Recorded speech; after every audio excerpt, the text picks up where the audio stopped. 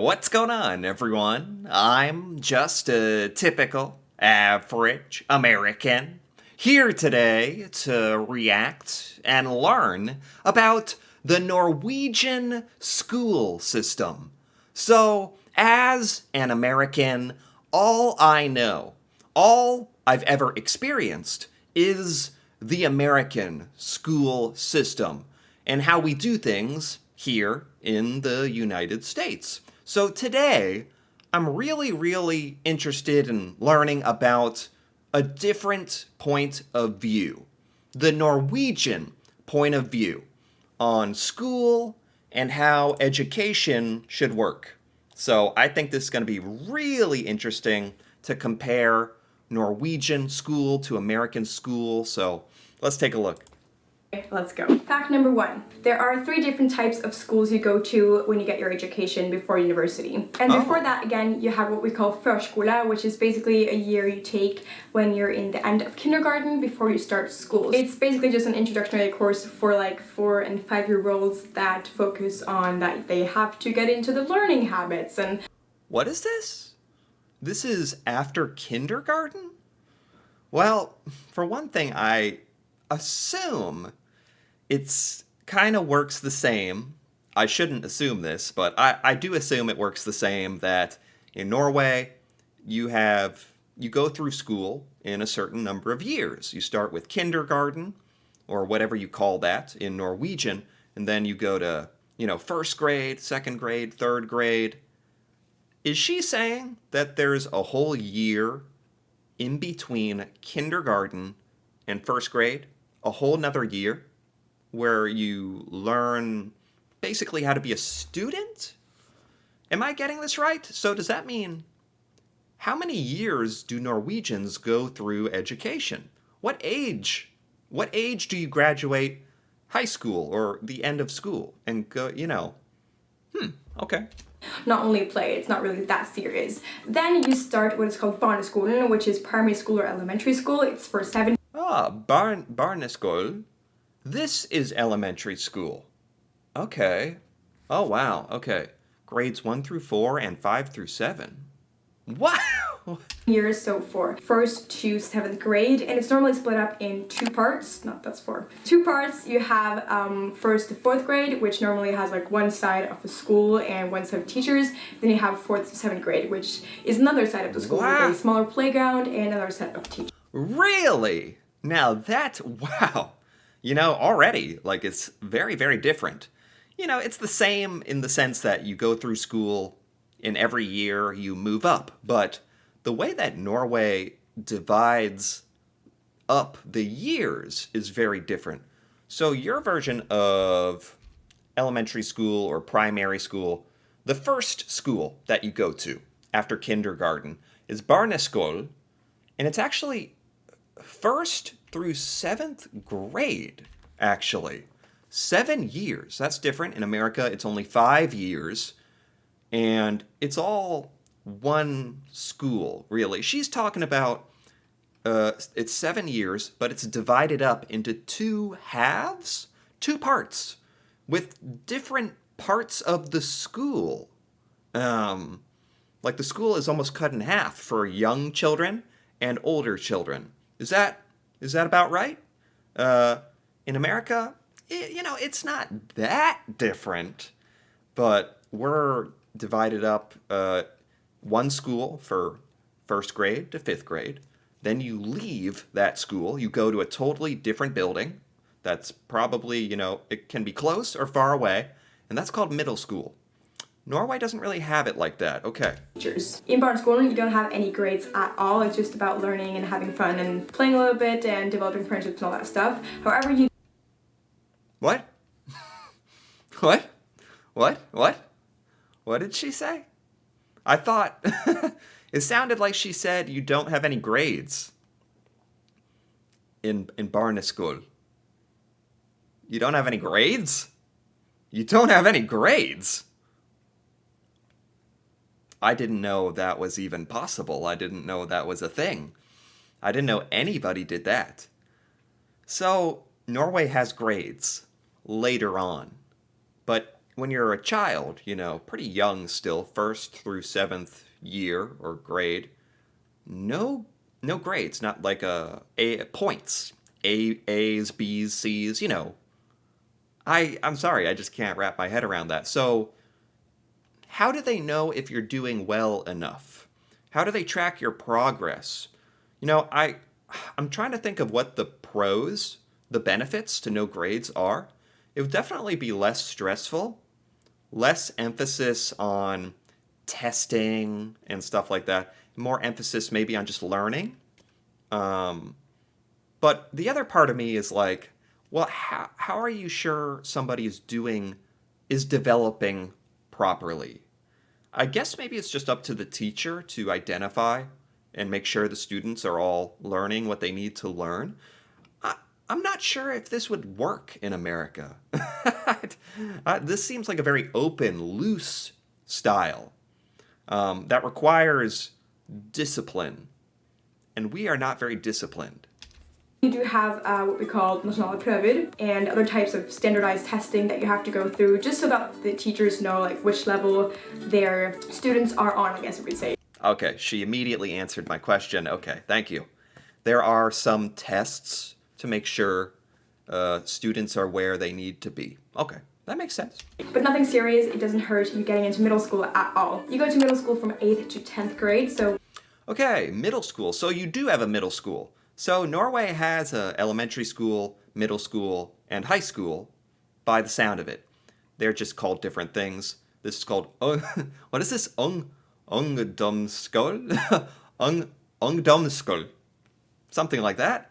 And it's just that the years are different. For Norway, it's 8 through 10. Okay.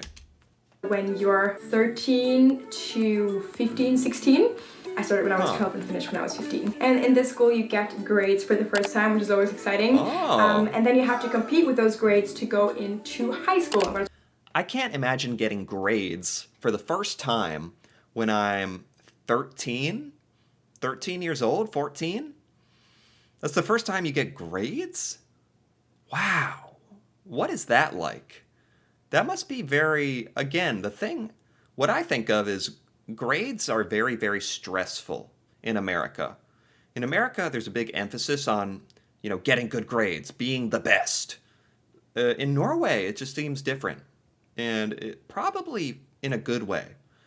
I don't know. In America, maybe we just enjoy competition more, and we think that's a good motivator, I guess. So middle school is much shorter. Now talking about high school, Videre Gonde. Videre Goende. I don't know. This is 15, 16. Is this 4 years? We'll talk a little bit about that later, but high school is from 11th to 13th grade. You get grade 13th grade.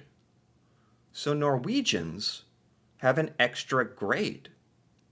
That's something else that's confusing me a bit. In America, we go up to 12th grade and we turn 18. It says here, you can be 19.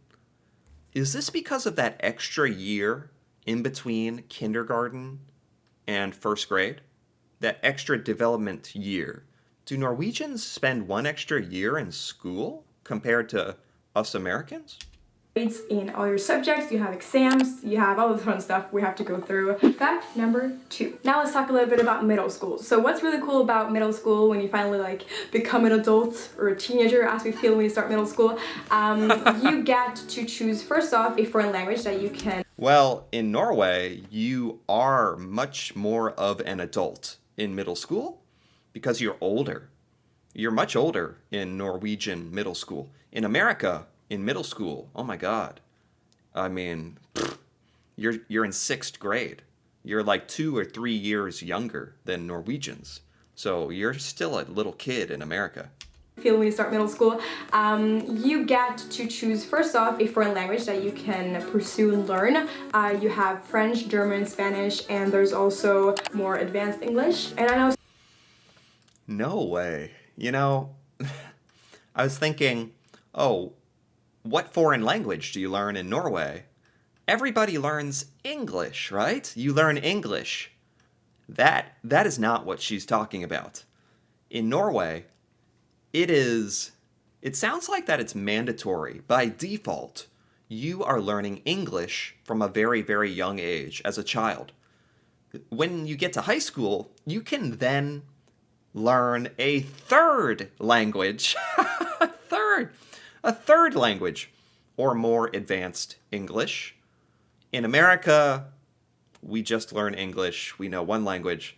In high school, we can learn French, German, or Spanish for like a half a year, and then that's it, really. And then we forget about it, sadly. Some schools provide other languages as well, but these are like the main three, plus English, languages that you can learn. And then there's the coolest thing about the entire middle school timetable, which is the subject of choice that you can choose. So you have everything from democracy, design. What I had in 8th grade was coding. You can have extra classes of gym. I took media in 9th and 10th grade, and it was the most fun I've ever had in middle school, I think. There's a bunch. Wow. Oh, this is middle school. You learn a language in middle school? Wow, that's earlier than America. Anyway, you get to choose what you study. In America, these are called electives. We have some electives in American school, which I think are the best ever. I think schools should emphasize this more, getting to choose what you're interested in, and maybe even starting to think about what career you want to get into when you're an adult. In America, we don't get too much flexibility with our electives, with the classes we choose. I think there should be a lot more of that. Bunch more that wasn't provided in my school, but like traffic, theater, technology. That's one of the most fun things about middle school, that you get to choose a little bit more what you want to do. Also in middle school you have the... Yeah, we don't get to choose until high school. Yeah, a little bit in middle school. I'm trying to remember. Mostly high school. Ability to pursue harder maths or harder English. However, I tried getting into these. My teachers wouldn't allow it. I don't know why. But there is a possibility, but it's really hard to get into. But I don't really know a lot about it because I didn't go there, so I'm not gonna... This is similar in America. If you're achieving very highly, if you're doing really, really well, you can go to more advanced math. Not really English. There's really just advanced math. Talk anymore about that. Fact number 3. Now let's talk about high school, which is where I go. And high school is kind of hard to understand because, first of all, obviously you get graded in middle school, and you have to use these grades to get into high school. So you can't get into a high school that has a higher requirement than the grades you've got for middle school. So what? This is so crazy because in some ways, Norway seems more forgiving, more flexible. For the first 8 years of education, or 7 or 8 years, you're not even getting grades.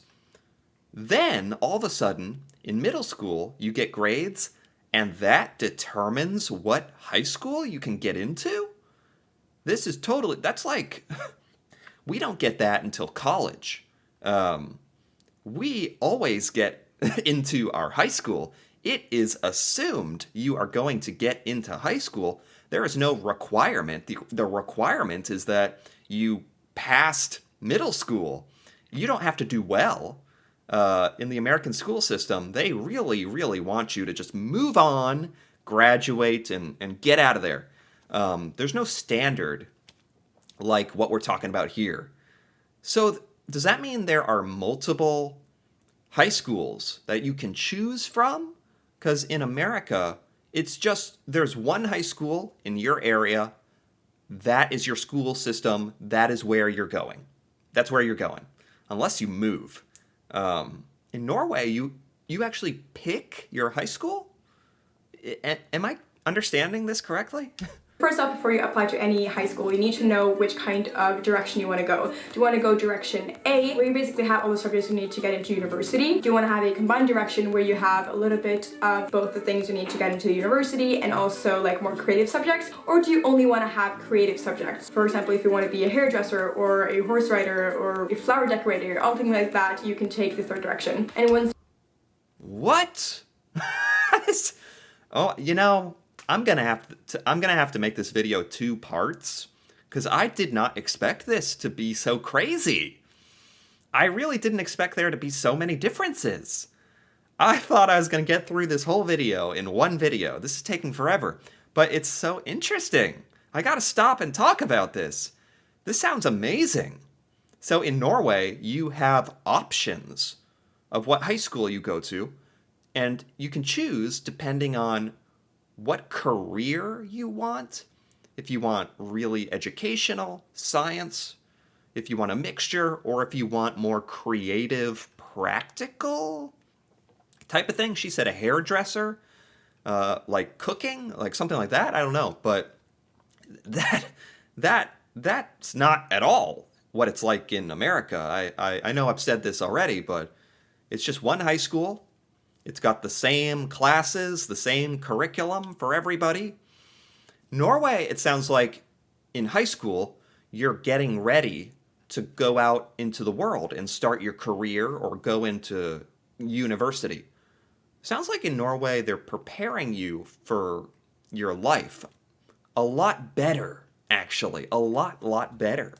Once you're established what you want to do and which direction you want to take, then you can decide what school you want to go to. A type A school provides only the first direction I talked about, where it's only like preparatory for university. And there are a few of these. Okay. They're mostly quite competitive as well. Then you have the type B school, which is most schools, and it offers both the first and second direction, and also sometimes even the third. And in these schools, the study preparatory direction often has a super high requirement to get in. It's normally like 5 point something or 4.8, 4.7. And last It sounds like the Norwegian grading scale is different.